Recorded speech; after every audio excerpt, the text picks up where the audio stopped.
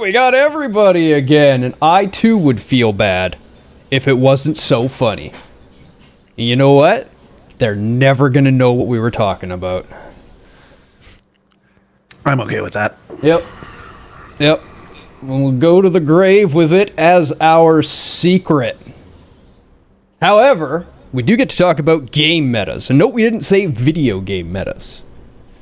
Because it's not exclusive to video games. Nope. You see this in hockey, football, basketball, any competitive game or sport that involves two humans playing against each other. You will see these behaviors emerge. So if you have questions as we're going about anything, your favorite sport, say them. I know more about hockey than other sports, but if you want to talk hockey meta, we can actually do some really interesting comparison of hockey meta. Hockey has a serious meta, and the meta has changed drastically since the 90s.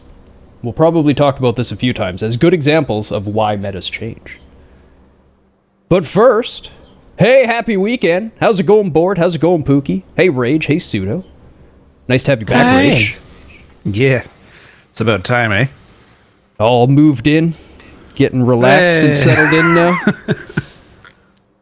Does one ever actually finish moving in? No, you Or, don't like, finish unpacking. You're just kinda have boxes moved that you in bring when the around. boxes are in the door. You've moved in, and the rest is settling in. In that case, yes. Yes, I have moved in. Okay. That's Although I what will figured. say, up until last weekend, there were boxes in the garage. Hey, the garage is part of the house. Not always. It's part of the house. Even if it's not attached to the house, it's part of the house. I can live in my garage if I had one. I wish I had a garage. I love garages. I do. I'd love to have a little workshop. Set up all my soldering stuff, all my tools. Yeah. They're all fun and games until the spiders get in. I'm fine with spiders. Spiders love garages. After I caught the biggest spider I've ever seen in my life, including all the zoos and everything I've gone to, this is still the biggest spider I've seen in my life in my bedroom. I've just been surprisingly okay with spiders after that. People are like, oh my god, there's a spider on the wall. I'm like, it's just a little one. It's just a little tiny spider. It's fine. That's nothing. Hey. I mean, they shouldn't even get that big in Canada. They shouldn't. No, they shouldn't. They, that should not be a thing. Everything I've ever read says that's not possible. I get the mutant ones in the house I'm in, and I'm just starting to find them now. And I'm finding them where they're big, but they're not problem big yet. But give it another 2 weeks, and the ones that I haven't seen are going to get to that size where they're just oh yeah, they're the size of my palm and then bigger. And it's what are you eating? How do you Everything. sustain yourself? Whatever they what want. is there? It's they just find an anthill, and it's hey, this is now a Slurpee. It's they spawn camp or something, and they just become mutants. It's not fair. Yeah, if they have food, they will just keep eating and growing and surviving, and they just won't die. Have you been to the attic of that house yet? Me? Yeah. Yeah. Yeah? You didn't see anything really, really big and scary up there? No, they're mostly near the garage in the basement. They're Attics get warm, and they stay warm, right? Because all the heat from the house gets trapped in the attic as it goes up. So that's where you typically find the really, really big nests. That's where we found the nest for the one that I caught years later. Buddy of mine, Jesse Ray, you guys know him. You'll know who I'm talking about. He went up into the attic to help us move some stuff. He went up first. And he takes a few steps in, and then me and my mother from down in the second floor just hear, "Holy Jesus!" I can hear that in my brain.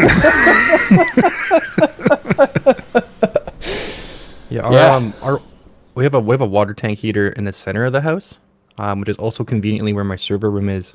So that area is just the warmest in the house, and it's kind of centered, and it's by my crawl space. So that's kind of where they just live. And unfortunately it has a drop ceiling, so not a real ceiling. So that's kind of just become the like infestation point of spiders, which really sucks because You sound like you have some crazy nests up there. they paratrooper down on you. You'll just be sitting there. They used to have like chairs and stuff in there, and they'll just drop down like right in front of your face, and then just go back up. And it freaks people out. It freaks me out all the time when they do it. It's like, are they landing on my head and I just don't know, or they just like it's weird. They pop down, scare the shit out of you, and then just like go back up like, oh, got you. Yeah, or is he going? Damn, I missed. Right? Yeah. Yeah, you can fucking dive bombing spiders, right? So the one that I caught, just for reference, was about like that. It was significant. Damn near significant spider. It was the size of like one of those, a little bit bigger than one of those little like, you know, like a little plate you would use to put like a pastry or something on. It was a bit bigger than one of those. It was getting closer to dinner plate size. If you spread its legs right out, it would have probably been dinner plate size. We had to catch it in a great big glass salad bowl. We put it on top of it, and you could see this, like you could make out all 8 eyes and everything on it. It was so big when you stopped and looked at it. And we were just like tripped out by the size of this thing. It was amazing. And then it ran into the bowl, and the bowl moved and like shifted when he hit it. And we were like, nope, fuck that. And we just and we just started grabbing dictionaries and stacking them on top of the thing so that he couldn't fucking move. Yep. That is the correct course of action. I would have just burned the house down and moved on with my life. I'm not. Whatever kind of like Chernobyl disasters going on in your attic, I just don't want more of those things showing up. Oh man, he lived in my room for a long time. The first time I saw him, he was the size of my foot, and I like jumped across the room and ran across the house screaming at 2 a.m. and woke everyone up, and my mom yelled at me and then went down to look at the spider and turned around and ran down the hall running with her hands in the air like this, screaming. And then it disappeared and I didn't see it for a long time. I slept on the couch for like 3 weeks. No thanks. Shotgun is correct action. Yeah, that stuff's not supposed to happen in Canada. Okay, spider stories out of the way. Spiders by design. Spiders by design. Oh man, its nest was like 4 feet tall in like this big funnel cone in a corner. That's what Jesse was screaming about. Oh, so game metas. What is a game meta? Chat, what is a game meta? Does anyone know what a game meta is? May have gotten a little sidetracked by spiders. Yeah, it was a good story. There weren't a lot of people here yet. It's a good one to let some people build up for. Because I feel like metas are like, it's a thing that a lot of people say and they talk about, and I feel like a lot of people don't fully know what a meta is when they're talking about it. Nope. No thank you, Punk. No. Thank you. I obsessively check my shoes every time I put them on just because I'm scared there'll be spiders in them. Or wolf spiders. Like a real wolf spider? Or like a North American wolf spider that we've called wolf spider? It's actually called a wolf spider now, by the way. The people just gave up and said, fine, it's a wolf spider.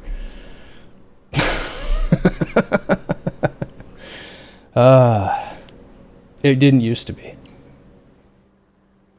But everybody calls them that, and language evolves, and yada yada. Yeah, it happens. It happens. Turns out we name the things.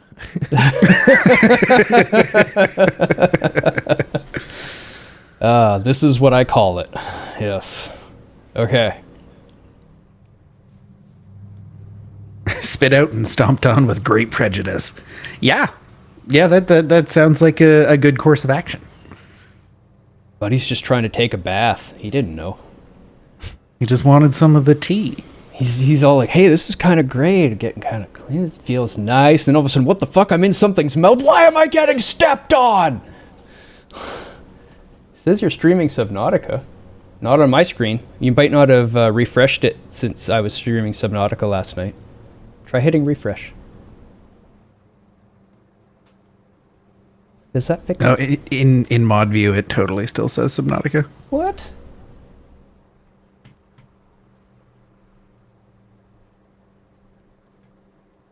Damn it. Sometimes Twitch does Twitch stuff. There we go. Now it updated. Still says casual playthrough and no backseating though. Casual playthrough meta. We'll meta the episode. We are metaing the meta. Yep. Huh. Yeah, I just removed them all again, and then they all just reappeared again. So we're just going to go with that for this one. Yeah, this is our first playthrough of talking about game metas. That's true, it is. I got it down to analysis, playing with viewers, design. We'll add design in. All right, there we go. We got 250-pound native's foot to the face instead. Rip It's fair. Spider. It's fair. He was in the wrong place at the wrong time. Metas. Do you know what a game meta is, Sergeant Punk? You hear people talk about it. The meta.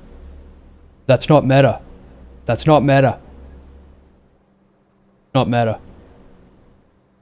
That's just such a frustrating phrase. You want to punch me, don't you? Just hearing me say it. Yes. As somebody who took StarCraft a little too seriously for a while, yes. The thing speedrunners care about, more than just speedrunners care about it, lots of people. Anybody that takes a game seriously cares about the meta. And there is a speedrunning meta, and there is a point total meta, and there is a... I can say meta without wanting to do that because I understand what meta is, and I know what I'm talking about when I say it. And after I'm done, you'll fully understand what a meta is and what people are actually trying to say and why some people are just wrong when they say it. And you'll be okay with saying it too, because you can use it correctly. Although punching may still be involved. Some of the people still deserve it. The ones that use it wrong, and they're just like, I don't know, but I'm going to use this word. This word's mine now. The meta of using the word meta. Yep, the meta. For fuck's sake. I meta real hard, so we're going to have to get used to that. There's layers to this. Oh, meta. So nobody actually appears to really, truly know what a meta is. I know Pookie's watching. Do you understand what a meta is, Pookie? You actually understand the term? Maybe. Can somebody use meta where you've actually heard it used? Give us a sentence with it. All I can think of are the bad ones because you were using it poorly.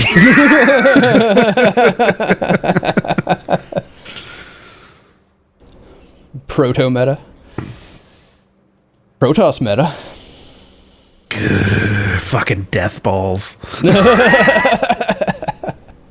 It doesn't help that like the actual definition of meta doesn't really fit what gets used for when we refer to like game metas. No, it doesn't. You know, I had this one amazing Protoss match back in the day where it was a 1v1 Protoss versus Protoss, and we met with exact same amount of zealots in the dead center of the map, and our final two zealots hit each other and killed each other. And we both had to rebuild our armies entirely. And we met in the middle with the same number of zealots and dragoons, and our dragoons shot each other and killed each other in the middle of the map, totally decimating each other's armies. And after two armies of exactly the same, and totally wiping each other out in the middle, we just messaged each other like, hey man, you're pretty good. Want to just alley up? Yeah, I think that would be defined as being on meta. Yes. Fucking Protoss, man. So Protoss in StarCraft, this is a tangent. Protoss in StarCraft 2, very different from Protoss in StarCraft 1. Protoss in StarCraft 1, like you're darting around with zealots, you're moving around your dragoon army, you're trying to control your reavers, drop them in there with your shuttles, snipe off resources. In StarCraft 2, you build a lot of shit, and then you select it all, and you 1A on the enemy's base. And then sometimes you win. And that's how the game goes when you're playing Protoss. And I say this as somebody who has platinumed all three races. Like, Protoss, there's nothing similar playing Protoss in StarCraft 2 versus StarCraft 1. That's sad. But I mean, like that's the constraints around being only being able to select 12 units at a time, right? Like because Protos's units were so high value in StarCraft 1 and you can only select a small handful of them at a time, you're very focused on your micro, making sure that those high value units stay alive. You've got a good buffer of Dragoons and Zealots in front of them. You know, you're trying to shuttle drop your Reavers in while you're doing something, dropping Dark Templar in their base. But in StarCraft 2, it's just box and go. You just go kill them. All right. So, shall we? Punk, Yeah. sorry. Go ahead. Sergeant Punk is you're actually pretty close with that. But what actually is the meta? We should probably finally define that, and it is the current top strategy and tactics used in like the high tier play. Yep. And it's typically stuff that's discovered by players. The devs will of course try to influence and put this stuff in there, but as we see for most games, it's going to be the players that kind of discover what will the meta be, and that's kind of where it evolves from. So it's nothing really ever set in stone. It's just from a game, what is the most discovered, or what is the most optimal strats, and what's the most optimal tactics to use. You know, what is kind of what everyone needs to kind of do to win. What's the best win rate strategy and stuff like that. I like to think of it as the bar. The meta is the bar, to put it in the simplest term. It is what you're trying to beat. Now, if you can't beat that, be the bar. And that's why so many people play the meta, because they can't beat the meta. So they try to play the meta. And even within that playing of the meta, there's skill that's involved. So you can get, somebody who, unlike that match that you were talking about, Deus, one of the players is better at controlling their units, or they are more effective at gathering resources. So they get an edge that way. They have a skill that they can show within the meta. But sometimes when it's just like optimally played, there is a rock, paper, scissors answer to a lot of things. Yep. Strategies beat strategies. So, we'll get into that more. We'll get into that more when we start delving more into why metas change and how they evolve. Right now, we're just trying to define what is a meta. I'm just going to start a numbering thing, and we can go ahead and just throw in our definitions and what we like. You can jump in there too, Rage, if you like. In simplest terms, the bar. The currently best known way to win. Carefully worded there. The currently best known. It's not always the best, but it's the best we got. Those qualifiers are very important. And this is a story that you like to tell a lot, Deus. Maybe share it again with chat. The way that the metagame evolved in your Halo games. Yes, we had a wonderful little meta there, didn't we? Buffering is disabled. Okay. It looks like my webcam is a touch delayed, but I think that's just me. I think that's just me being brainy. Okay, yeah. Halo 2 multiplayer. Who used to sit there with a controller and a bunch of friends and destroy each other over and over and over and over again? I'm sure you'll have a similar story. And this is a lovely way to demonstrate a meta. When we first started playing the game, we all tried to grab a pistol and shoot each other in the head. Right? Because it's Halo 2. We didn't know the pistols sucked yet. We first started playing the game. Halo 1, you grab the pistol and you shoot the guy in the head. That's how you win. That did not work. So I think for a while the best way was the SMGs. I grabbed some SMGs and I shot my buddy in the head until he died, and then I just ran around doing that to people and killing them because I was firing faster than they could. So at that time the meta was SMGs. Other people, another friend realizes what I'm doing and grabs a couple of SMGs and starts running around and doing this to people. It's working. It's getting me kills. Hey, he wants to do it too. Now whenever we encounter each other, it's who's better with these SMGs. And eventually, everybody was just running around with SMGs.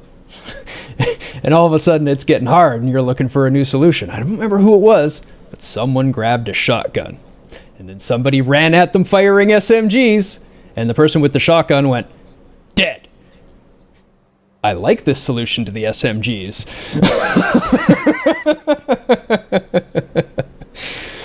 So now the SMGs are on the way out, right? The new meta is shotguns. All of a sudden, everyone has shotguns, and the meta is who can see the other person first. So we're running around doing shotguns, and the strat then became drop on them from above. Coming down with shotguns and bam, as you're landing and you touch the ground and they're already dead and you run away. It worked wonderfully. So then everyone was fighting over the high ground. And now everybody's up in the roofs, jumping around in the roof with shotguns, shooting at each other, going, these things are useless when we're bouncing around, running away from each other like this or trying to get this. And then some brilliant person, after months and months of silly shotgun shenanigans, picked up a sword and realized the sword charges the shotgun from that range and one-shots it before the shotgun fires, usually. So, the sword was the meta. And that's about when we stopped, I believe. I don't think it ever evolved past sword. But you can see there's not even rule changes there. That's a beautiful, contained little meta. You'll also see meta a lot if you play Magic the Gathering. Follow the tournament scene at all. You'll see meta evolve and change a lot. We could talk about that one a bit. I would like to talk about the hockey meta. Because the goal of hockey is to score goals, and the meta of how to do that has changed greatly over the years. And the brawler period in the Enforcer. Yep. It's an interesting time. Yep. It was all about having the biggest, stablest guy that can still play. You know, look, he can get beat up by these people and still put the puck in the net. That was not a fun era. That was a slow and brutal era of hockey where you often had like 6 to 8 people in the penalty box. Now it turns out hockey doesn't go too quickly when you only got 4 people on the ice. 3. Actually, it goes faster though with fewer people. Because you have more ice to skate on. Well, the players go faster. Yeah. The game does too, because the puck passes with the players. It becomes a much more rush game. But when you're running all brawlers, your players just aren't that fast and typically aren't that skilled. They don't have the best hands, stuff like that. It's not a skill game. It's a size game. It's a strength game. They didn't like that. They wanted to make it a skill game. And there were a lot of people who were upset about that. They wanted it to stay the blood sport that it was for a while there. It's still a feisty game. I still see a lot of fights. A lot more than any other sport. Meta as in after, beyond, outside the box, like having to visit a website for crafting recipes, Minecraft. Meta gaming. No, we're more talking about gaming meta. It's one of those Although things where, that is also valid. That is also a thing. Yeah, it's just one of those things where the definition of meta doesn't actually really apply to game metas. It's just kind of a term that's been used for so long that we can't change it. So that's just is what it is now. But technically, meta gaming is gaming outside of the actual medium itself. Yeah, you want to touch on that a little bit? What the actual meaning of it is, Suda? Like the definition of it, like of the meta. Yeah. Or like how people were supposed to use the word. Sure. Yeah, it's just like game metas is stuff that's exclusive of the medium itself, but still part of the actual kind of game atmosphere. So if you're looking at like like it'll be like the communities around it, as well as like merch or advertisements and all that stuff are still part of game metas or metagaming. And as Dapper said, going and visiting a website for crafting recipes for Minecraft or going to external things outside the game, but it's still a part of the game's overall system. That's metagaming. And then the definition for game metas, I'm not even sure where that term even started from and the history from it. But I'm not either. Yeah, it just started floating around when I guess people started saying this is meta. This is just the game within the game. The strats within the overall strategy of what's kind of going on or stuff like that. So I can kind of see where the term would pop up, but overall, it's the actual definition of it isn't too accurate. That probably is more where it came from, and that makes it more accurate when you say it that way, is the game within the game. Because it is, there's the main game, but you're playing a different game. Like there's a specific game within that game that you're playing in order to win. Yeah, it's more so the game you're playing against. There's the game you're playing, and then there's the game you're playing against the other people. The kind of mind games that go on in the strategies and that stuff where you're competing, using the game as the medium, but you're kind of competing in different ways by trying to find, the advantages. Yeah, the term is extremely common in the real-time strategy world, like StarCraft, Warcraft, Command and Conquer, Age of Empires, those sorts of games. Because you have to be able to play the game, like the video game, well enough to actually execute your strategies at an optimal level. But you also need to be able to play the metagame to know what your opponent is doing with the minimal amounts of information that you can get by scouting. Proxy barracks. God damn it. That was the worst feeling walking out. Even like the bunker strats. You just leave your base and there's a bunker and like, I lose. You didn't scout early enough. Yeah. When we played 4v4, one of our players' entire job was just go to the center of the map, make barracks, and flood Marines into every corner of the map, and scout and push and make them worry about people and make them build defenses and slow down their production so that we didn't build any defenses. We just went full offense, built our army as quick as humanly possible, and flew it in there while they were worrying about these Marines that are pestering them. It worked really well. We won a lot. Yeah, as it turns out, when you've got one team that is almost entirely unmolested, that can just power and be as greedy as humanly possible, and another team that has to individually defend their bases the entire time, the team that has to defend has a lot less money.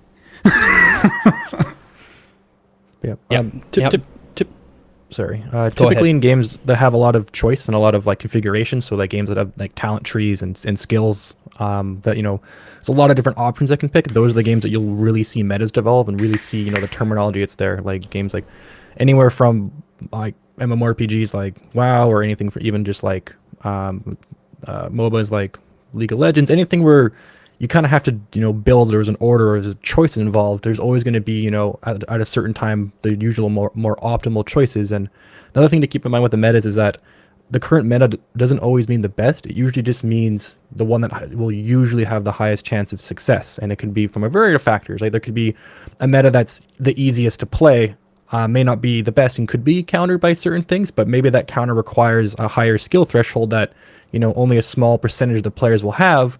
Which means that, what you're going to play, if you're going to play the current meta, you have, depending on who you're versing, you're taking that chance of they probably won't be able to counter it, and those can kind of devolve from there as well. It doesn't always mean it's going to be 100% the best, but it's usually the kind of most popular, and they're popular because they do have that high success rate, but, it depends on the skill threshold, along with that as well. Yeah, because of that, it'll be the most common play style you'll play against typically too, if you're playing competitively. So the meta is what you're trying to beat. The meta is what your goal is to beat, and if you can't beat it, that's why you try to play the meta better than them. You'll see that in Magic a lot. Like in big tournaments, there will be the meta deck, and you'll see like half of the people in the tournament playing that deck because they couldn't make up a deck to beat that deck. And then there will be some guy that has this really obscure, strange deck that doesn't really do very well in some situations and maybe shouldn't even be a valid deck in the tournament, but it plays really well against the meta, so he does well. Because everyone's trying to play the meta, so he just beats the meta. That is a very, very valid strategy. You can see the same thing in high RTS as well, where you'll see a really, really weird strategy going on. You're like, why is he doing this? But the way that the other team is trying to play the game by the meta just doesn't work against the weird thing that you see him doing, and he wins. That's why I like watching RTS. Very, very fun to be part of that at the start of StarCraft 2, because when StarCraft 2 first released, everything was rush. You figure out the fastest way to get attacking units out the door and in your enemy's base, which is, it's a rush strategy, but it wins you like 80% of games because nobody has figured out how to play the video game yet. Yep. And then just as a primarily Zerg player, it was imperative to figure out how to get your natural expansion up and running before the zealots arrive in your base. Because it's gonna happen. And you need an answer for them. There are no slouches. Oh yeah. Like defending a proxy 2-gate with drones and like maybe 6 Zerglings is a skill that takes a lot of practice. Yep. Yeah, my favorite one in the early game was when it was still beta. I rushed a Mutalisk and I sent it scouting, and I found a Terran still really early in his development. And there was this little high point ledge at the back of his base right behind his resources. I know exactly which map you're talking about. Yeah. I have abused that ledge. So I got my Mutalisk up there and I waited a sec and looked around and he wouldn't see me. So I flew down and I started shooting at his SCVs, and he basically just instantly pulled them all off of his resources. So I just left my mutt there so that he couldn't bring them back. And as soon as he sent a couple Marines in that he finally had, I sent it and flew it back up onto that ledge so he couldn't see it. And his Marines were still standing there, so I was shooting them from the ledge. And the whole time he's doing this, like, not mining and, doing min. What am I trying to say? Micro, thank you. Word hard. He's doing all this micro stuff, managing like individual SCVs onto resources and Marines back and forth as I just kind of blindly fly back and forth off of this edge and back at my base working on the macro and getting more mutts building. Next thing you know is he's got 4 mutts doing this back and forth, and he's still trying to get resources. He just left the game. That was it. He had enough. He's like, fuck this, I'm done. It was a 2-on-1 after that. We had an easy win. Resource denial is a whole thing. Fuck blue players. It's just denial of everything. It's just denial of playing. Denial of fun. Blue player, may I please have fun? No. Oh. You like have to ask permission to take your turn. You're like, hey, can I do this? And they're just like, let me check. No. The answer is always no. No, I've beaten blue players still. I have. The trick is to have a lot of things. Just have more things than they have counter things, and then you win. Yeah, cast lots and lots of cheap things. If you can cast lots of 1-drop stuff, typically they can't keep up to you because the cheapest counter spell in the game is 2, and that's fucking broken at 2.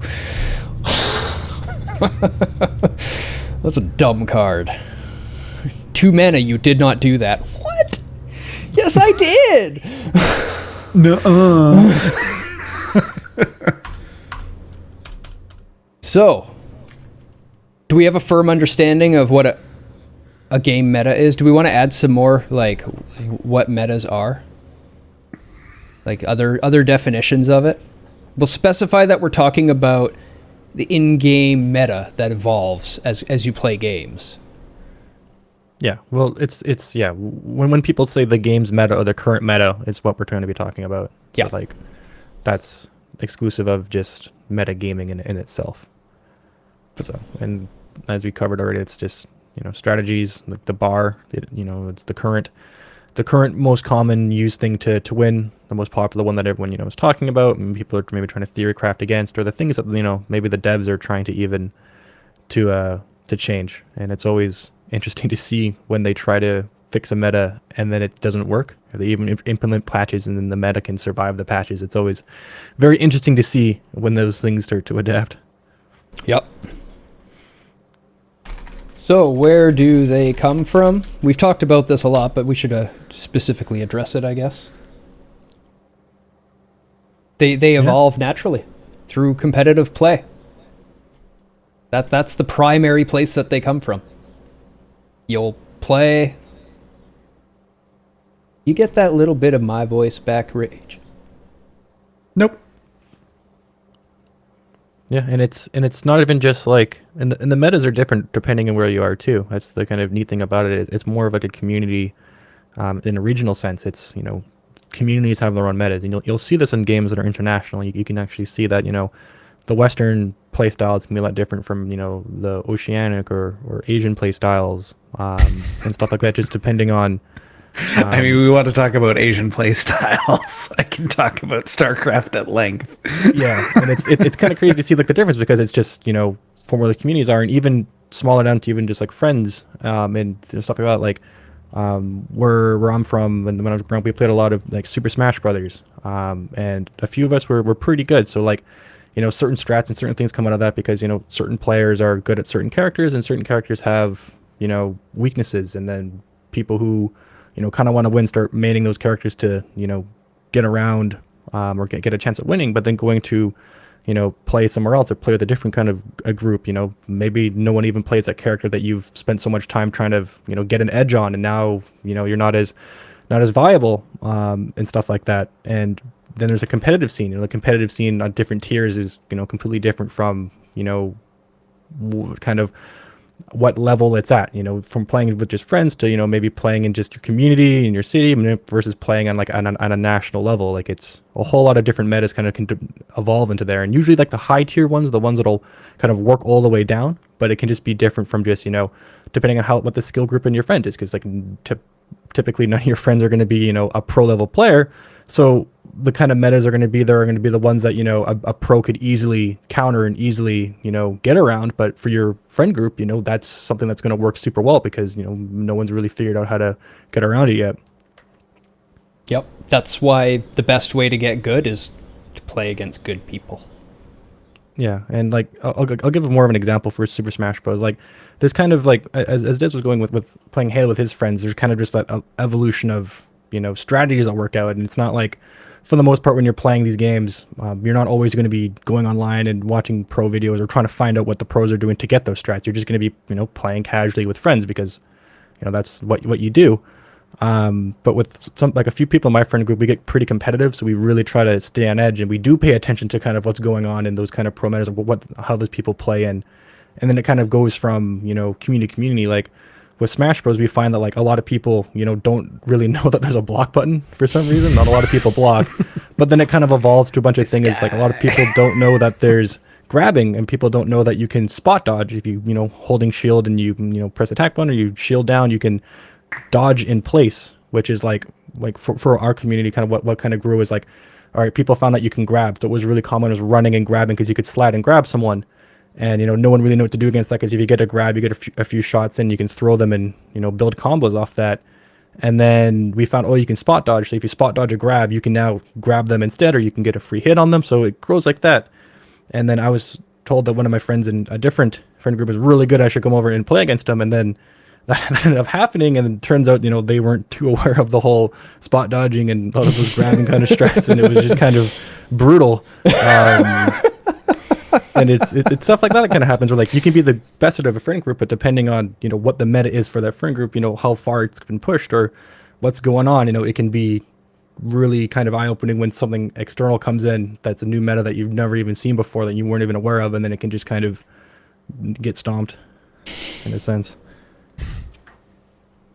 Yeah, that was definitely my experience going from, and this is from the perspective of a Street Fighter player, going from playing somebody who primarily enjoys playing grapplers and occasionally does like a fireball spammer, but was very, very good at those, and playing as a rush down, high damage, knock them into the corner and beat the crap out of them character, to playing another player who entered our sort of friend group who was quite solid as well, and figuring out how to kill another rushdown character. the strategies are in no way the same. You do very much need to adapt to the new situation that you're in, and those different metas, of playing against a rushdown character, playing against a grappler, playing against somebody who's mostly ranged, all have different implications. But I wiped the floor with him with literally every character on the roster. Yeah, that can happen. That can happen. You're only going to get as good as the next best opponent when you play games. And that's kind of an interesting thing about, the 90s into the 2000s is that we started seeing the online era of competitive play. And before, it was only ever, LANs and regional communities. So there was a cap at how good a community could really get. And you started seeing really interesting things when nationals started development. And you started having players who had never played against each other and regions that had never played against each other. And all of a sudden it was like these metas versus metas, which one's going to, be the optimal one. And then we'll kind of talk a bit later about how they evolve. But it was really interesting to see when you start getting, communities watching this stuff too, is when you see a meta win, then it just gets solidified as the current meta when it wins on the kind of professional and national stages. And then it just goes everywhere. Yeah, this meta beat all the other metas. It's the best meta. How do we beat that meta? Because it's now the meta. Did that make sense? I used meta a lot in that sentence, but it was actually a proper sentence, I promise you.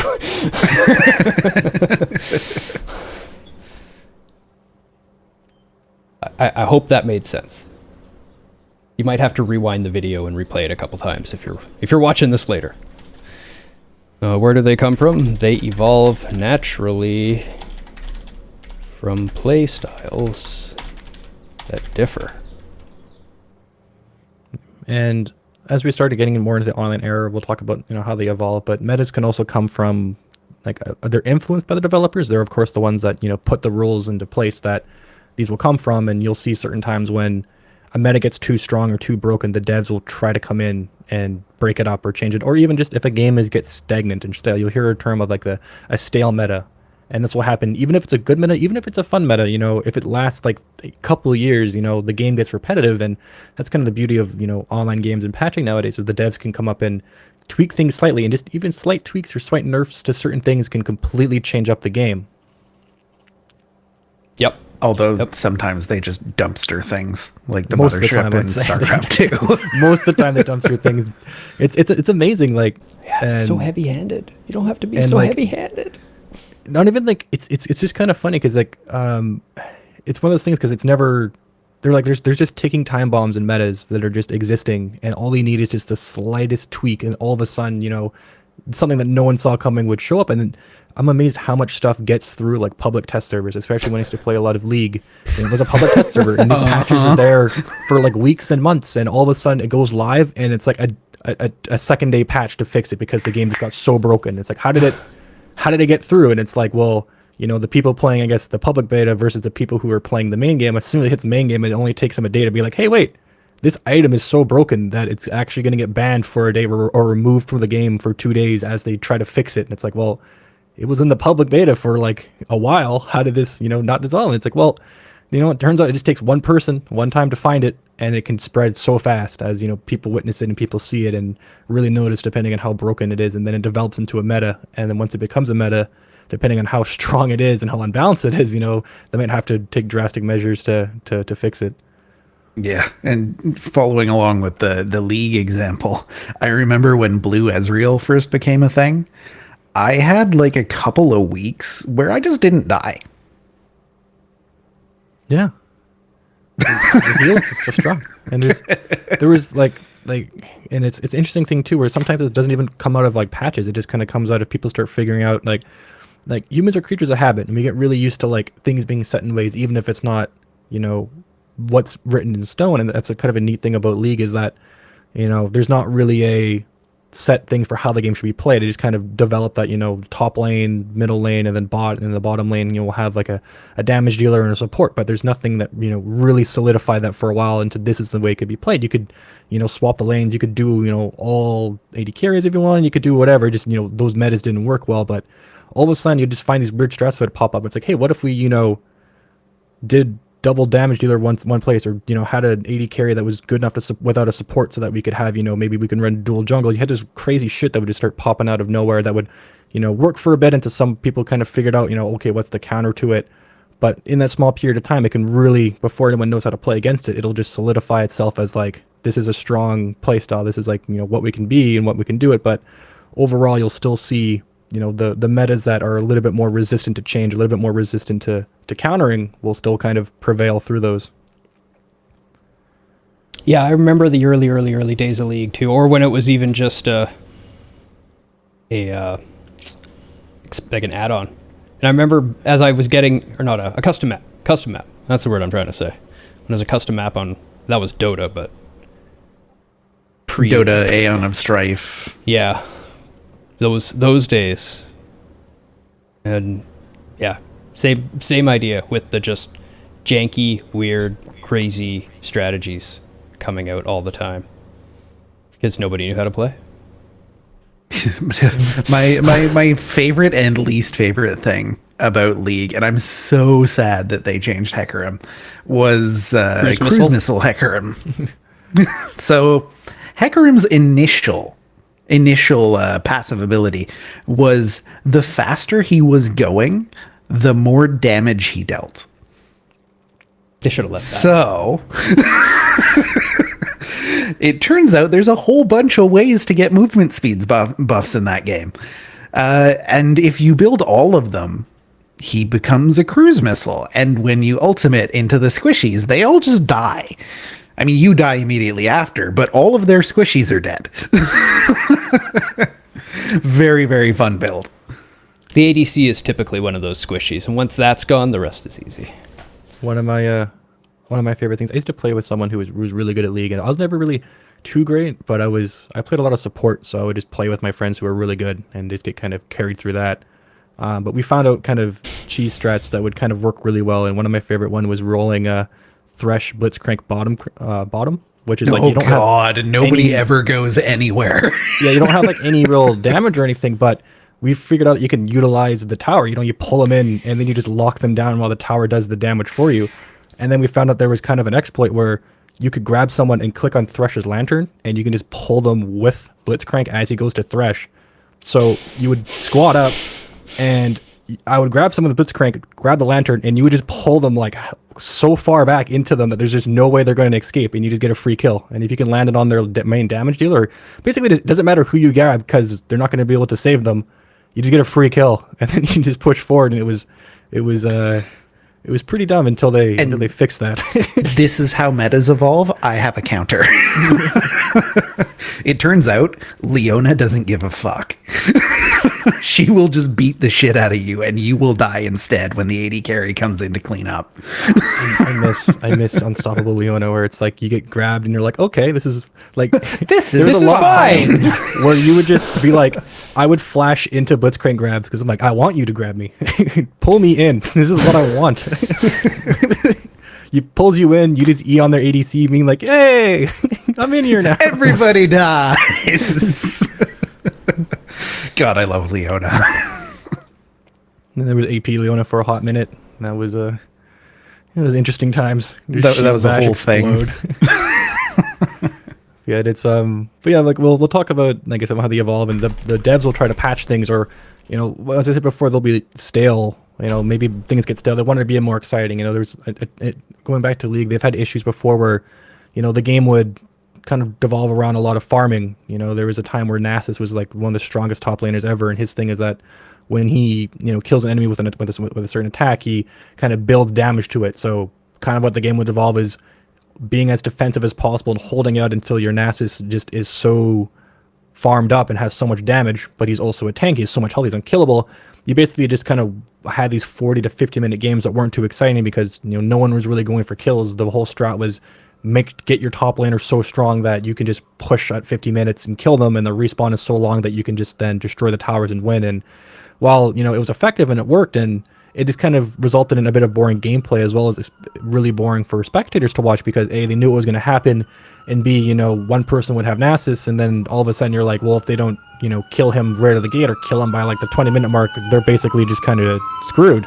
And then they try to break that up or change it, and then they accidentally just screw it up, and all of a sudden everything just goes back to the Wild West of discovering metas, which is fun. Patch days.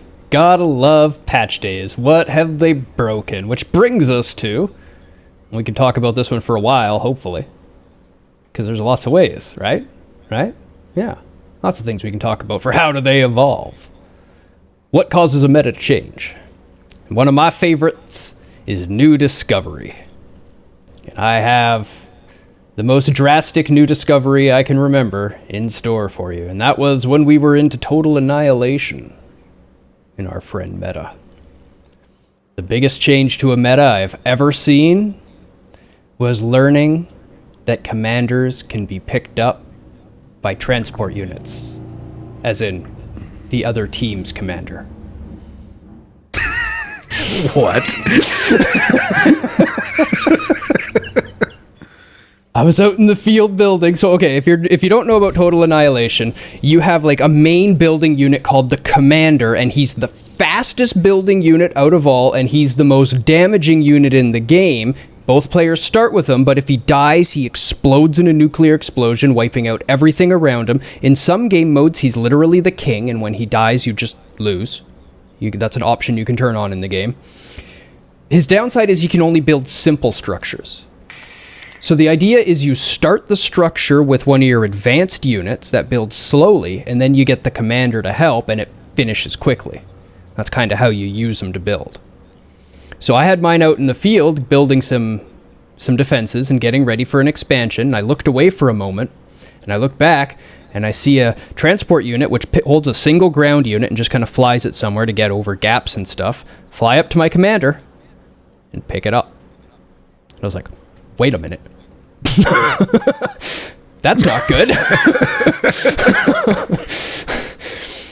You may not hear coming from the other computer. So I'm like, uh-oh. And he's flying his little flying unit that dies really, really easy over to my anti-air defenses inside my base. It's like, oh no, this is bad. I see where this is going. I'm turning off my anti-air as fast as I can, clicking on them and clicking off, and it didn't work. He got into my base and it shot it down, and he nuked and wiped out 3/4 of my base by killing my commander with a single air transport unit. I mean, like, it strikes me as one of those things that just like had to have been a bug. It had to have been a bug at one point. And then they're just like, no, that's fucking hilarious. We're leaving that in. Transport units can just pick up a unit. It doesn't matter. If you ever play Total Annihilation, you don't have to pick up your own units with your transport unit. You can totally pick up an enemy unit. It works. It's a great way to disable one.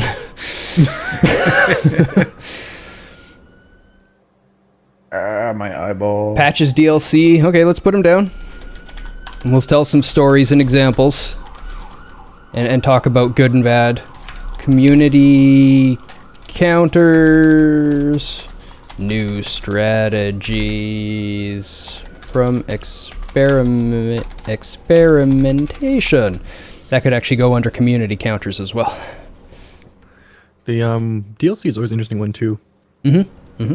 Depending on the games, because there's some games that'll introduce a bunch of new weapons, and this unfortunately happens a lot of shooter games, and they'll drop a DLC, and it's like, oh, we got all these new fancy guns, and we want to entice people to buy it, so we're gonna make these guns strong. And it's like, shit. So either what's solidified can just get changed up in an instant, and all of a sudden, all these new guns come in, and people are trying to figure them out, but it usually doesn't take too long to figure out, which one is the gun to roll with now for the different play styles. But when a DLC is announced, you're always just like, gotta get ready for this. What's gonna happen? Like, it's gonna be chaos on that release date where it's all just fresh new stuff, and some things are just gonna be so very strong. Yep. Yeah. Well, I mean, at least it's not like the ye olde days of Call of Duty 2 when they released the expansion pack and introduced vehicles. No, that was actually the first game. That was United Offensive. They introduced vehicles and it completely broke the meta. Just like gone immediately. Yeah, I imagine adding large metal weapons that can be driven into the game would drastically change the meta of the game. You're going to play it very differently now because you can be run over. Well, run over and you don't get shot when people shoot at you, which it turns out is pretty strong. CSGO has had some really, really kind of brutal patches and weapon updates. The most notable one I remember is when they added the revolver, the R8 revolver, whatever it is. It could one shot at the body, which for people who play CSGO and maybe went around for that, it was stupidly OP. Like even current Deagle doesn't really one shot at the body at the start. It was like the most broken thing people have ever seen, and it penetrates so you could like wipe out multiple people with like 2 shots or 1 shot. It was so stupid. I think it was like only like a couple days before they just like nerfed it. But it's one of those things where, like, how did this make it through like testing and all this stuff? It's amazing that like on day 1 everyone's like, wait, this thing can kill in 1 shot.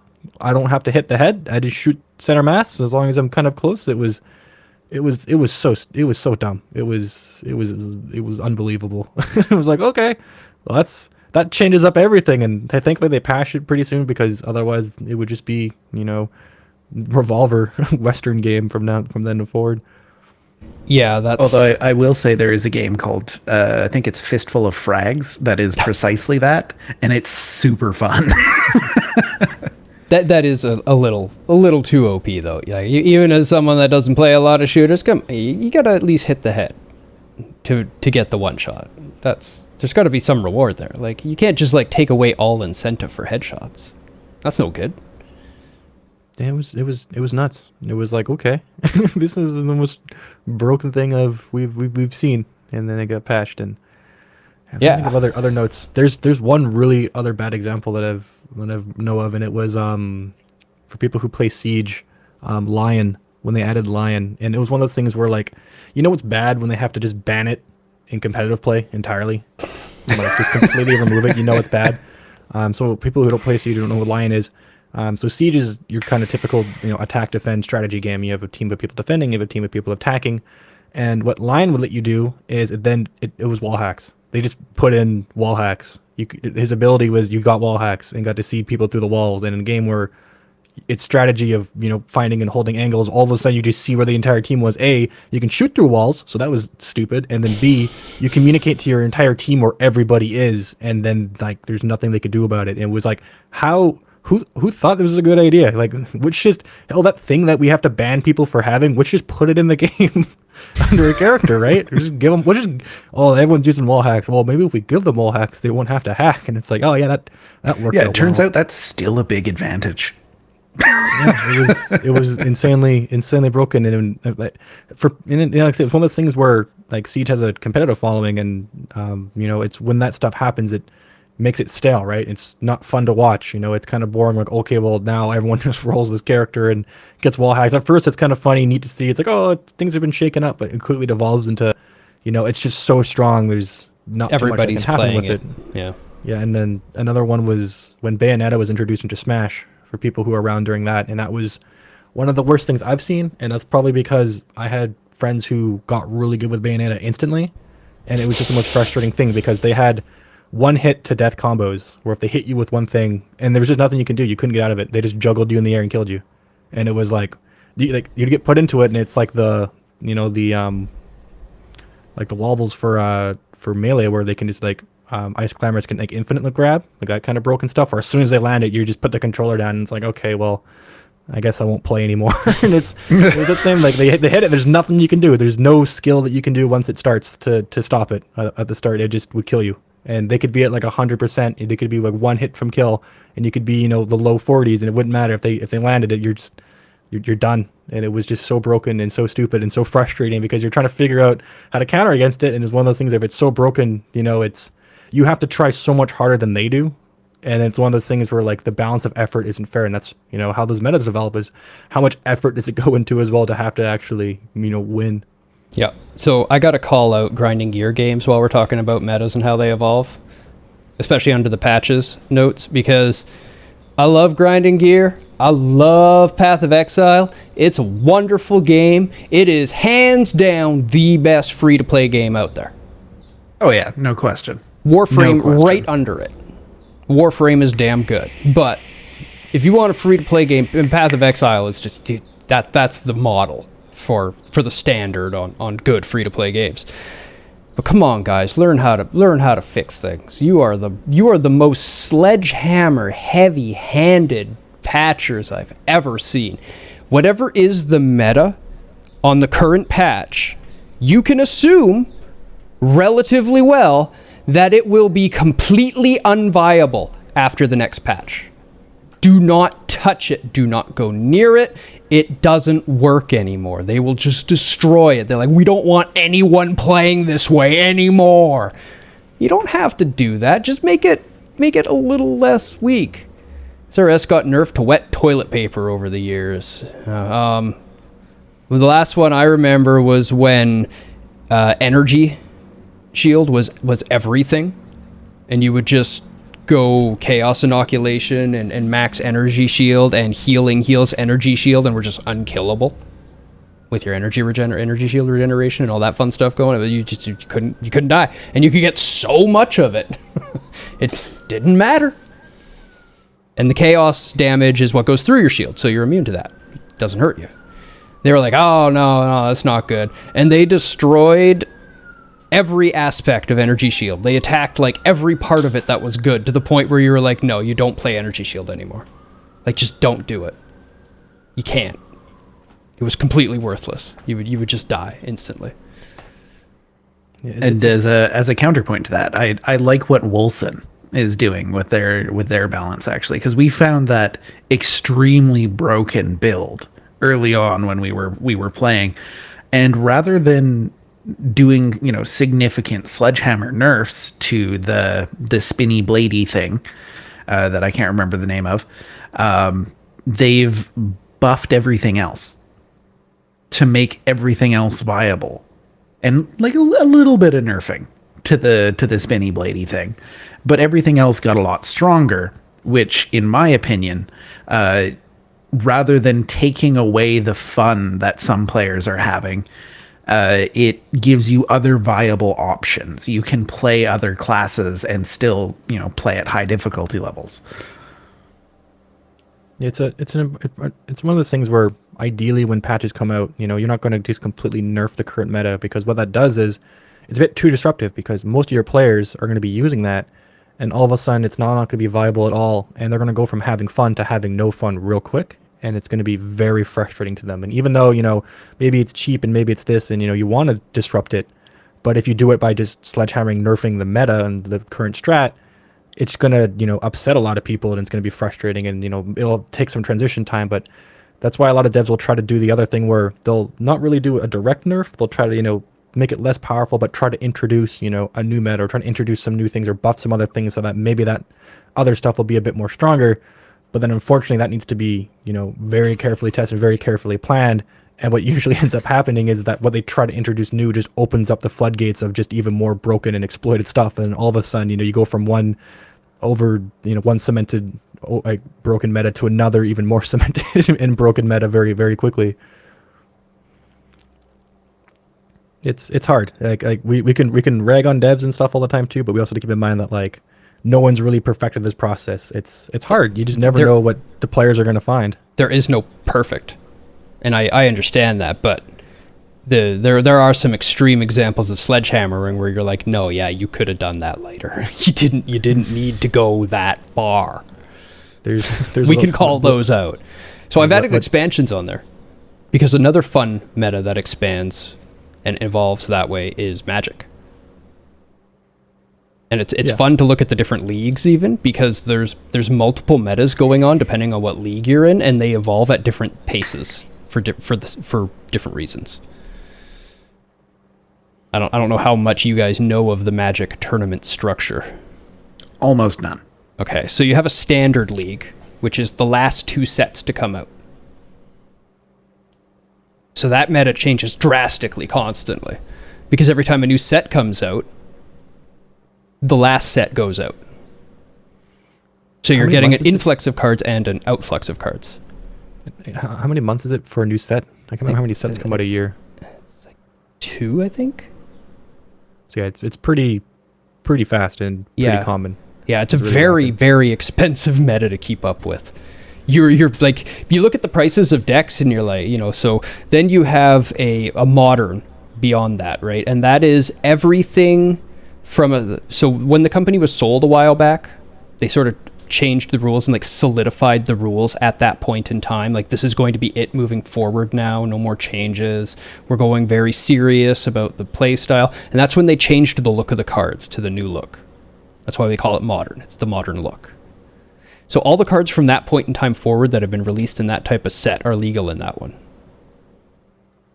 So the meta is very, very different, because every time a new set comes out, you're just adding more to it.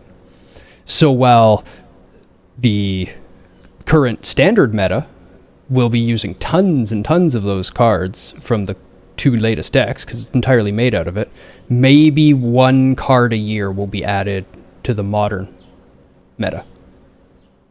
Because it just has to be good enough to beat everything else that's come out for the last 15 years, 20 years. It's a fairly sizable chunk for modern now. I don't know.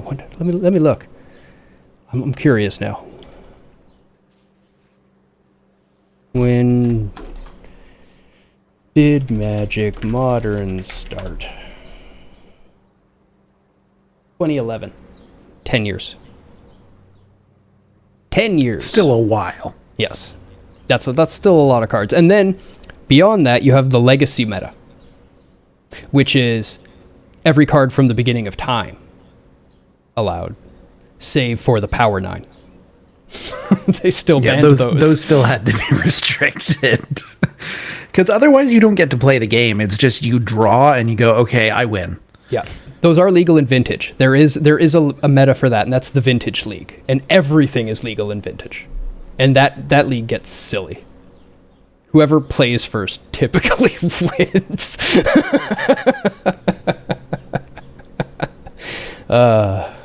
Funny.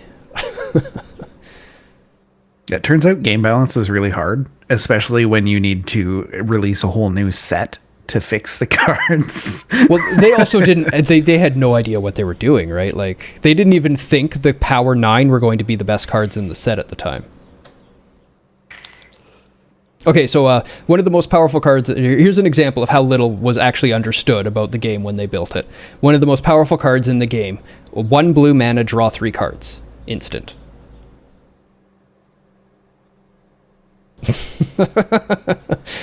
Little broken, huh? Just a touch, only the most powerful thing in a card game, aka card draw, for 1 mana. And of course it's blue. And of course it's blue, so nobody else ever gets to play the game.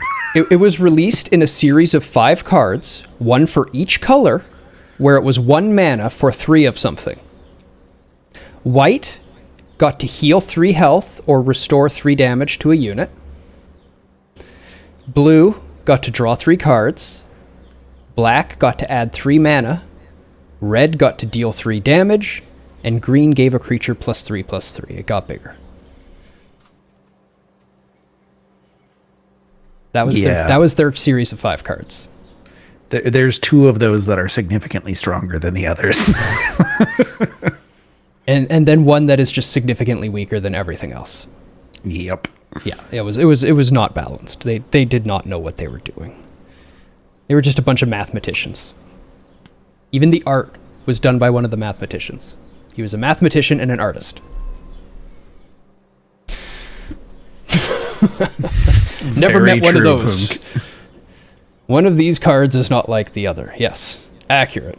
And if you play Magic the Gathering, you probably know the names of most of those cards, because 4 out of those 5 have been reprinted a million times, and they use them all the time.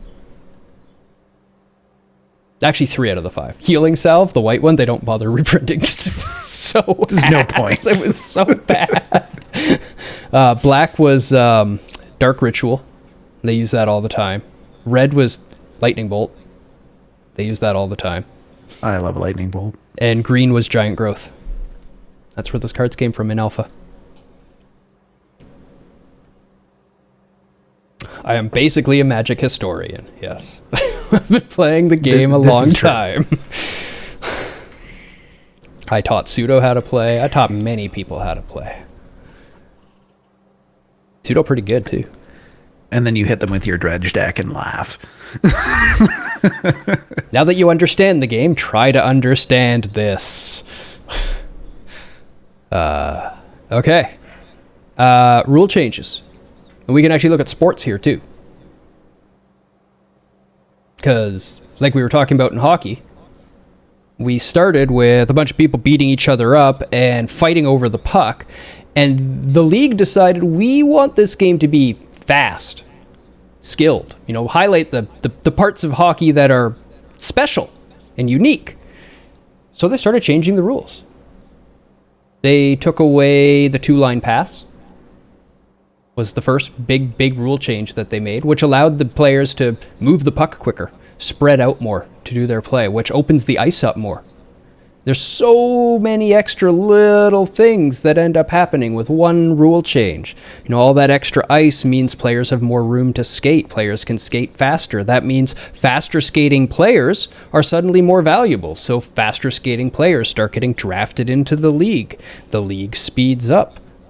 Players spread out more. All of a sudden, you can't hit the players because they've got more room to skate and they're so fast you can't catch them.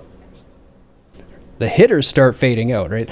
So many little waterfall changes from just one rule change. It's such a big difference.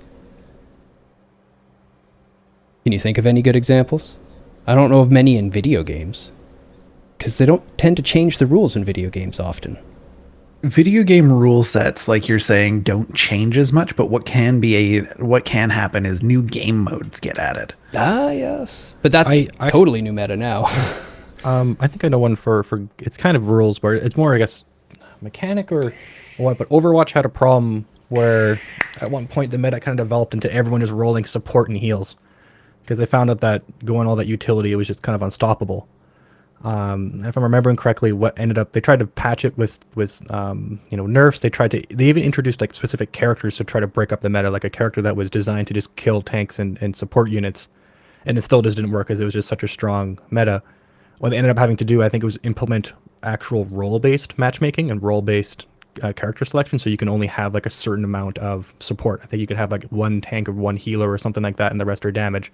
Similar to kind of how League went as well, where you had to like queue up for a role and select it. But I don't think League restricted who you could play as. But actually, no, it wasn't League. I'm thinking of a World of Warcraft. Where World of Warcraft had a matchmaking where you could pick tank and healer, but didn't really stop people from still queuing up for damage as a tank just to get into a lobby. But I think that's one of the, I think for Overwatch they had to go to the drastic level of having to introduce restrictions to what could actually be selected when to actually finally break up that meta that developed, and that kind of then becomes a rule change. And that is a rule change, 100%. That's a rule change. Yeah, and then there's other ones in tournaments that have come up where I guess it's more of the meta for competitive play, but they've had to do things where the games will have to introduce the ability to ban because things just got too strong, and now you start seeing that a lot of competitive games now for that have hero selection is the ability to ban for competitive play shows up. For typical lobbies there's no banning or anything, but all of a sudden if you play in competitive modes, all of a sudden there's this new feature now where you can ban certain characters from it because these games get to a point where there's just always going to be someone too strong, so they put it into the players' hands to kind of set a meta for the match themselves, being like, all right, we don't want to deal with this super strong player, we can each team can pick a few people to ban, and now banning becomes its own sort of meta. But there was a rule change in that as well, where now they have the ability to influence that and remove characters from play. Can I just add that that's probably my favorite new mechanic in a competitive game ever? Yeah, really allows you to control the way that your strategy is going to interact with the game. Yeah, it adds just so many layers of depth of strategy to the game, and like you said, creates a meta within the meta of the banning meta. It's strong. It was a fantastic add to the game. It also makes the game a lot more resilient to broken patches, because if you introduce something that's just completely broken and really going to screw things up, the competitive scene doesn't get as screwed over because they can just ban it.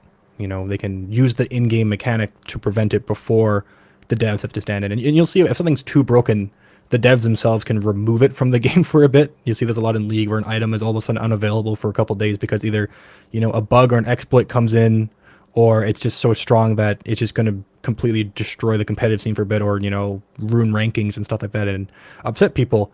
But if you have that mechanic in place where people can already do their own bans, then there's a bit more breathing room for the devs to get in there and fix it without having to have everyone completely angry or screw up rankings and have people lose games and stuff like that. Yeah, for sure. Is there any patches, DLC, and expansion stories you still wanted to tell, Rage? I jumped into rule changes, but there's so many good ones. No, that's true. There are, and I know you've got a couple of stories about patches in various MMOs. So maybe I'll talk a little bit more about DLC and how the meta has changed. I guess they're expansions with StarCraft, because in StarCraft, whenever a new expansion is announced, be it Brood War or one of the 2 expansions for StarCraft 2, the changes that come along with that are generally fairly significant. Some units may leave. You will probably get new units to play with. You will get, in a fighting game, there may be a new character added. There may be adjustments to how other characters work. So that really throws a wrench into whatever has already been, sort of established as the meta of the game. And in StarCraft, there was, in Wings of Liberty, StarCraft 2, there was a unit called the Mothership. And it was a Protoss unit, as you might expect. They've got, they're big spaceships. They're very high tech. They're very powerful. And it just, it had this ability that dumpstered all of Zerg and half of Terran. They just stopped working immediately. So what this ability was Black Hole, and it would suck anything that's in that area into the black hole, making it unable to affect the map around it. In other words, it would suck. Yes, literally. And Protoss also has a unit that deals splash damage. And in any strategy game, dealing splash damage is very valuable because you can deal with large numbers of small units very, very quickly. So you want to be able to, have these large, often very expensive units that can deal damage to a large number of enemies all at once. So it turns out when units are released from the black hole, they respawn at a single point. Your entire army. And then they just kind of spread out from there. But as it turns out, Protoss can put some of their own units in there. And they deal bonus damage to biological. And all of Zerg's units are biological. And they deal splash damage. And everything's in a single point. Can you see where I'm going with this? The army deleter. Yeah. It made it so that for the entire Wings of Liberty after this was developed, this strategy, you just couldn't let Protoss get to late game as a Zerg player. Yeah, or you just couldn't play Zerg. If you did, you lost. And that's just all there was to it. You just lost the video game. Zerg's strategy is around being quick, but that still sucks. No, late game Protoss, you need big units. They're too hard to kill.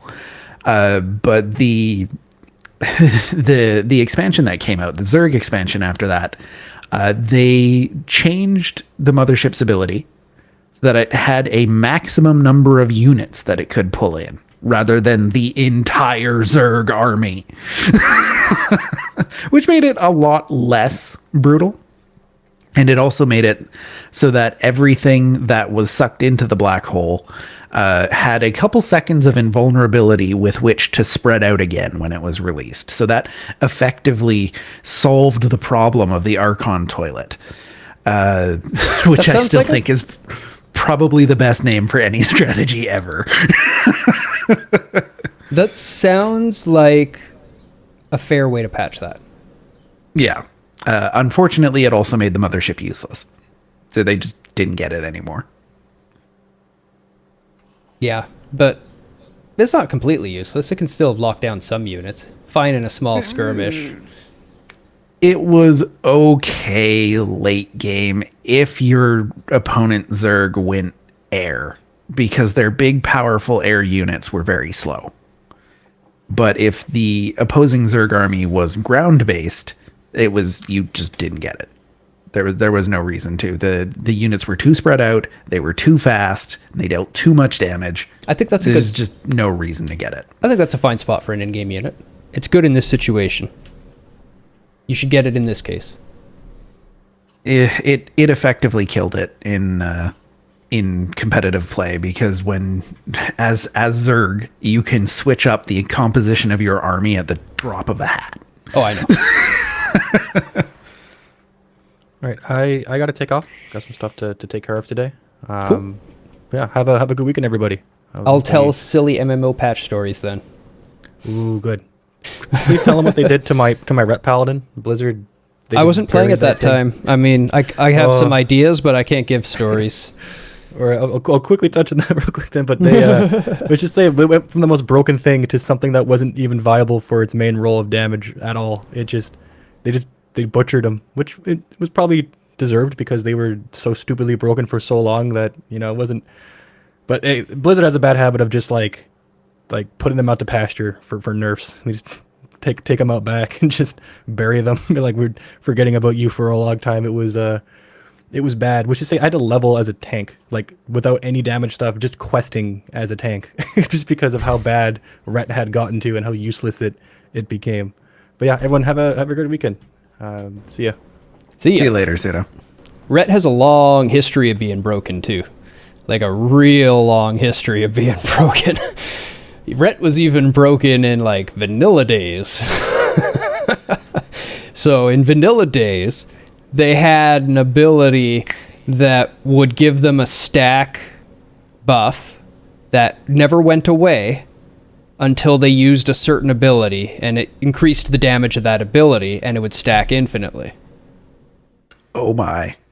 So what they would do is they would just go around and like farm and just like build up stacks, and then they'd see a player and they just like drop all those stacks on them. Yeah. And you'd just be running around, and this paladin would run up to you, and then you're dead. And then you gotta respawn and run to your corpse. You're like, what the hell? And you look down in your log and you're like, I've never seen a damage number that big before. Like, they were hitting like in millions. And I'm talking vanilla, when like 10,000 was like a mind-staggering number. You would never get to that much health. You would never dream, like as a tank, that was like an unattainable number of health. 10k. You'd get hit for 1 million. You're just like, there you go. Well, I guess that's over. But Rift was always the most broken, and every single patch changed the entire meta. Where like you saw PvP swaying, like, so at launch, everybody that PvP'd at all religiously and seriously was a rogue. Everyone was a rogue. That was the PvP class, because they had a 1-second global cooldown that could put a stack on somebody. Sabotage, again with the silly stacks. MMOs get in trouble with stacks of stuff. There was no stack limit on Sabotage. Saboteur. And that's where they have gone wrong. So they can throw a charge at somebody that puts a stack on them every second. They're the only class in the game with a 1-second global cooldown. That's kind of their go-to. They do less damage, but they hit much faster. Rogue. Sounds like a great idea. Till you get to PvP. Now the cleric can cleanse 1 stack every 1.5 seconds, because that's his global cooldown. So, you'd see a cleric running for his life from a rogue, as the rogue's just running around going like this and throwing patches, and absolutely nothing's happening, but the cleric is running like a goddamn madman from this rogue that's not doing any damage, because the cleric cannot do enough damage to the rogue before he gets enough stacks on him to kill him if he stops cleansing.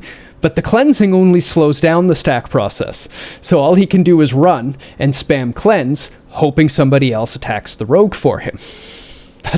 That's his most viable strategy of survival. So you just see this cleric running across the countryside, cleansing himself with a rogue following around behind him, sticking stuff on him, and after a while you just see the cleric die. It just explodes. Yeah, he just triggers the charges when he has enough to kill him, and okay, you're dead. There you go. Well, let's carry on. And they were like, oh, okay, we can't have that. Like, the game's not balanced for PvP. The players are aware of this. It's a PvE game. They've balanced for PvE, but that's still kind of unacceptable. So let's get rid of that. So they patched that. Now, this game had the most diverse and creative build system I've ever seen, and it made it the most impossible thing in the universe to balance. So when they nerfed that fairly, down to 5 stack max for each type, they didn't hurt its PvE rotation at all. They watched how the PvE rotation was done, and they sort of limited it so that the PvE rotation was viable, but it wasn't broken in PvP. That was actually a pretty good one. The only problem is there's so much other broken stuff that's no longer the meta. At that moment, everyone who PvPs rolled mages. Instantly. Because it turns out the fire mage, if he dropped his seal down that stopped him from being stunned, and also reduced the damage he takes, could actually deal enough damage to kill any other character before they could kill him. Seems strong. Yep. He just cast a really big fireball and followed that with another instant fireball, and they died. Way more than your maximum health. It was a PvE balance. Because it was such a long cast, you know, and that instant really quick burst was so rare to get in PvE that it didn't break their PvE damage. They were kind of high mid tier. So it didn't get balanced. It just kind of got left. And that became a problem. Because now as soon as you enter a battleground, you start running and you're like, oh hey, look, that mage is standing on it and I'm dead. That was the PvP experience for a while. So they're like, oh, okay. So they took away the thing. Oh, that's what they did. They made that instant cast spell only target enemies, I think. Did they just like took its ability to target players away or changed its scaling of damage on players? It was something strange like that. They did a really weird fix.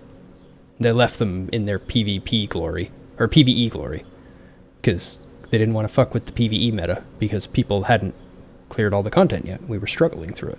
It was well too. That's an interesting way of approaching things, just having a different multiplier for damage on a player character versus an enemy. That's the way that WoW ended up going too, with a lot of their balancing in PvP. I like it. Yeah. Could be done very well. Yeah. Not saying it was. I'm saying it could be. It was done well enough in Rift. Like I said, it made them like mid-tier viable in PvP. But like I said, there's just so much broken stuff with the build system. Everybody rolled a warrior after that, because it turned out if you spammed the anti-healing ability with a really big two-hander, there was like the Mortal Strike equivalent, and did some funky stuff in the Death Lord and other areas where you've like got buffs and just stack up and like smack. Like there was actually no amount of healing that could make somebody survive long enough to kill you.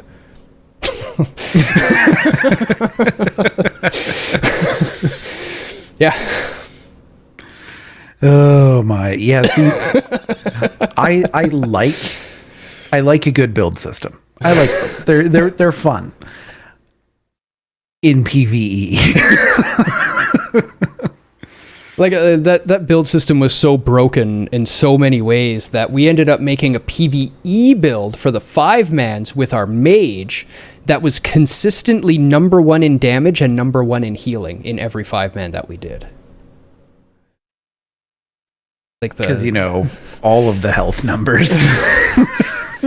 we built the mage to be just enough of the healing tree that it did the healing, just barely, and the healing scaled off of damage, so we dumped the rest of the numbers into the highest damage tree that we could, and we got really good plus AP gear, and we just started nuking things with a really good rotation, because this game was actually high skill cap, as I always talk about. So if your rotation's really on point, you can compete with people even without gear, if their rotation isn't on point, which is just beautiful. beautiful PvE system. But because we were, and we were fairly top tier gear, we would be number one in damage as the healer, like every time. It reminds me of when you and I tried to play Final Fantasy XIV together, and your white mage was consistently the highest damage dealer in any of the dungeons that we did. Yeah, white mage do that. She got nerfed again, though. Oh, hey, have you heard? There's a fun meta to talk about. Because here's a meta that brings in serious issues to the gameplay. And like, the meta game is the reason I don't play the game with Final Fantasy XIV. Guess what they're doing with the new expansion? Oh? They're adding a new healer and a new damage dealer. Why? Why? So, for those of you that don't play it, the party comp for a raid, 8-man, that's the biggest party you get, 8 people for the hardcore, is 2 tanks, 2 healers, and 4 damage dealers. That is the party comp for every raid. That is what is brought in. There are now 5 healers to choose from, and I think 5 or 6 tanks to choose from. As we've talked about, metas develop because it's the best way to win the game, right? And most players are going to play by the meta. Now, if your raid cannot hold as many classes as you have, those classes are useless. Now, in an MMO, those classes take a while to level and gear and set up, and they're geared entirely different. So if I've spent hours and hours and hours and hours and hours leveling my favorite class, and now I literally can't play the game with anybody because I'm not the meta, that's poor. That's really poor. Doesn't feel good. Doesn't feel good. I don't want to go and level up again. I'm just going to stop playing that game. That's the way that's going to go. I believe that meta is probably the most broken meta in gaming right now. I think Final Fantasy XIV needs the most work on their meta of any. And really all they need is bigger raids. Every other MMO has bigger raids. You know what? You have more tank spots than tank classes, typically. You have more damage spots than damage classes. You typically have a couple, 2 or 3 of the best one. And now, okay, still happens sometimes. Like I remember once in Rift where warrior damage was so broken that the meta became take all warrior damage. And that sucks. See, it can still be a problem. It can still be a problem, but generally less of a problem where if you have the situation where you've got more classes than spots for them, you are guaranteed to create this problem. That is a meta working against the game. That is a huge problem. I would love to see them release some 24-man raids where the whole 24 gets to go together and make that the hardcore highest end for the biggest teams and let that kind of stuff organize and form. You would get better communities and you would have less problem with meta because you would have a role. Then you could have done what you used to do with your classes, because the classes when 14 launched were really, really cool. There was 2 tanks, Paladin and Warrior, and there was 2 spots for tanks. And the Paladin and the Warrior served super different roles. And they were both good in situations. The Paladin was the main tank 95% of the time. Sometimes he was the off tank, because the off tank needed to hold more stuff. He needed the higher damage mitigation. Damage mitigation is the Paladin's strength at that point. Warrior's strength was threat generation and damage. So if it was something that drops threat, or you need to be able to burn quickly and you can't wait for the Paladin to build some threat on, then you want the Warrior on it first. It was really good strategy. And then they're like, hey, we're going to add a new tank. And then they're like, hey, they all do their own things differently. And then the raid comes out and they're like, well, these 2 do what the raid needs the best, so we're not going to play with this one anymore. And that's what happened. And one tank was just like, yeah, it's not used. So you didn't release a 3rd tank. You just like accidentally retired a tank, basically. But you didn't tell the players that, so a bunch of people tried to play it. But then nobody actually got to play the video game. It was even worse in the second expansion. White Mage became so unviable that nobody would run White Mages. Not a single White Mage in any of the top tier raid groups you ever looked at, and that means all the people trying to learn it would not take White Mages with them because they're like, we only want the best group because we're trying to beat this and we haven't beat it yet, so we need the absolute best chances. Now, they were wrong, because the reason that the other groups didn't use a White Mage is because they overgeared the material, and that's why the White Mage wasn't viable. But, that mentality carries down, and people follow the meta through and through. Now, what had happened is everybody was running Scholar and the other one, I can't remember what the other one was called, Astrologian, because the Astrologian could buff raid damage. And the Scholar's pet, while overgeared to the level that they were able to heal the raid and allow the Scholar and the Astrologian to basically focus on damage and doing the odd shield here and there. And the White Mage wasn't really a damage class, it was more of a healer, pure healer, because it's White Mage. Its damage wasn't great, it was good in AoEs, but that was it. So because the pet can already do all the healing, bringing the White Mage is useless. Bring more damage. And that's what they did. The patch after that is when they gave them Blood Lily and gave them all these damage abilities, and suddenly, if I want to play healer, I've got to parse on the damage meters. And it's just not fun anymore. Some people liked that, and fine, that's fair enough. That's just choice of play style. But if I want to play healer, I want to heal. I don't want to be a DD healer. If I wanted to be a DD, I'd be a DD. And DD is often not a terribly entertaining style to play. Although I will give props to the monk in Final Fantasy XIV. It was the most active DD that I've seen. I loved my mage for DD in Rift, but that was a 24 button press rotation. Still a rotation, but there was so much management of the fight to line it up with your rotation for timings, lining up certain phases with certain times of your rotation and stuff like that. It got really interesting. You could boost your damage a lot just by delaying an attack a few moments and waiting to start the next part of the rotation so that you're moving with the fight. So well scripted. Damn, I miss Rift.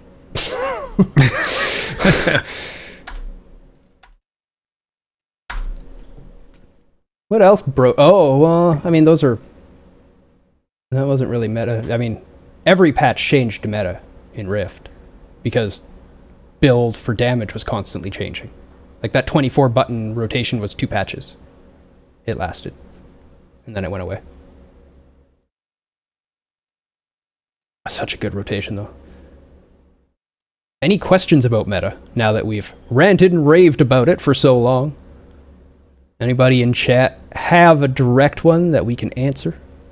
We've got about 10 minutes left.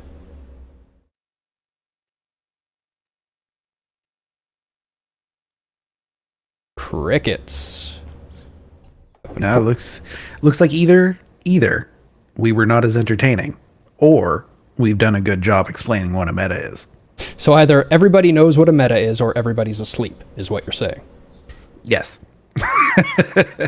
Okay, well, if they're asleep, let's wake them up with some goodbye music. And if they already understand what a meta is, then meta. Yes. Yes. So hopefully they know. And if they don't, then they're probably asleep. So let's try to wake them up. I'm going to go eat some dinner, and then I'm going to jump into some ice water. Ooh. Yeah. I can't not play it. I was like, I should probably play Jedi because I'm trying to get through that game on the weekends, but no, I can't not play that. I gotta get back But in. on the other hand, below zero. Yeah, we've been waiting for this one. So, I hope you enjoyed that one. I hope it was informational, and I hope if you're watching this in the future, it helps you understand the term and what people are really talking about. I hope you find this video, if that was one of your questions. Until the next time, though, I'm Deus. And I'm Rage. And may all your shots be headshots.